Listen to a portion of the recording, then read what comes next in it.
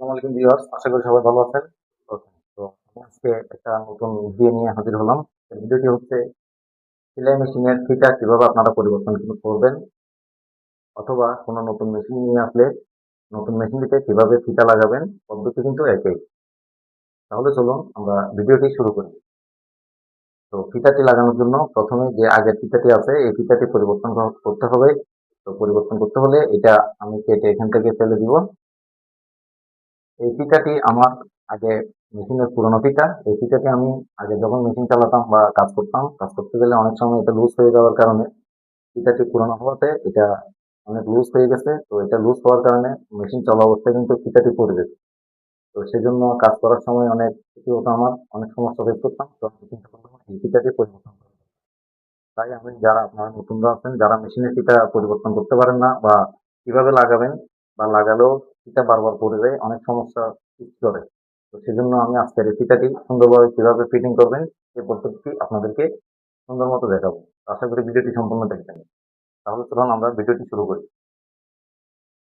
তো ফিতাটি লাগানোর জন্য এই যে প্রথমে এই অবস্থায় থাকবে, এটা এটা এখনো নতুন অবস্থায় আছে। তো এটা আমাদেরকে এটাকে এভাবে আঁকিয়ে এটাকে প্যাঁচ দিয়ে এটাকে মজবুত করে নিতে হবে। তাই সেই জন্য আমি এটাকে একটু প্যাঁচ দিয়ে এটাকে মজবুত করে নেব।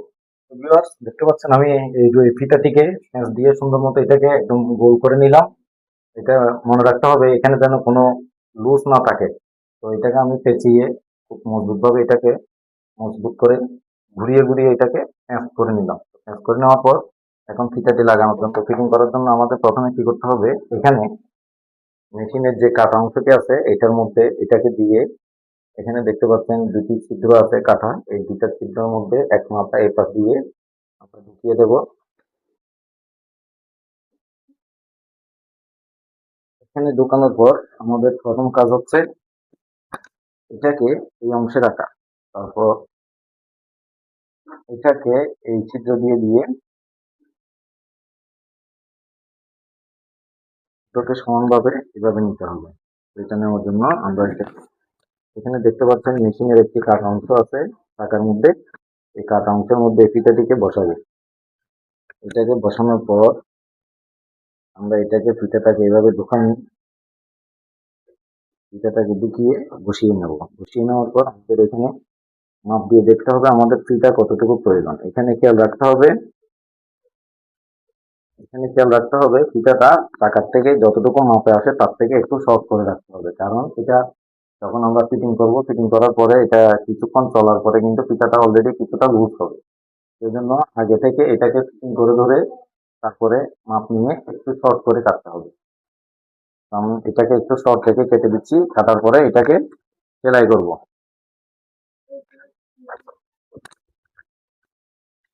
এটা কেটে দেওয়ার পর আমরা এখানে মাপ নিয়ে আবারও দেখবো কতটুকু শর্ট আছে।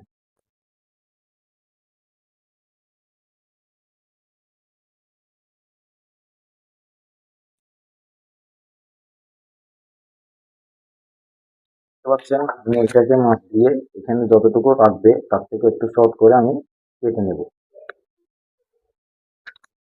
এটা আমি কেটে নিলাম। এখন আমরা এটাকে হাত দিয়ে এটাকে সেলাই করে নেব। তো সেলাই করার জন্য আমরা এটাকে আবারও উপরে উঠালাম। এখন আমরা এখান থেকে এটা বের করে এখান দিয়ে এটাকে রাখবো।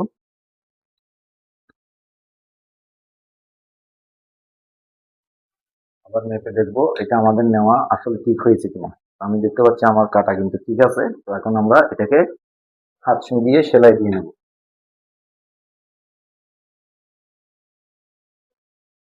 যদিও দেখতে পাচ্ছেন আমার এই ফিতাটি আমি হাত দিয়ে এখানে সেলাই করে এটাকে জোড়া লাগিয়ে দিলাম। এখন আমি এটাকে এখন মেশিনে ফিটিং করে মেশিনটি চালিয়ে আমি আপনাদেরকে দেখাচ্ছি।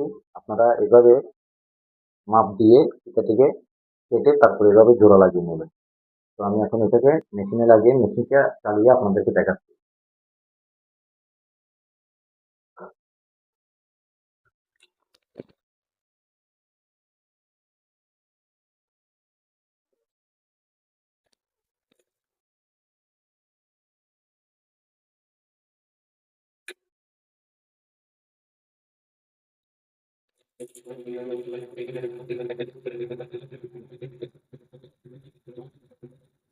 তো দেখতে পাচ্ছেন মেশিনটি কিন্তু এখন সুন্দরভাবে রান করতে আগে আমার এখানে ফিচারটি কিছুক্ষণ চলার পর ফিচারটি করে দিত।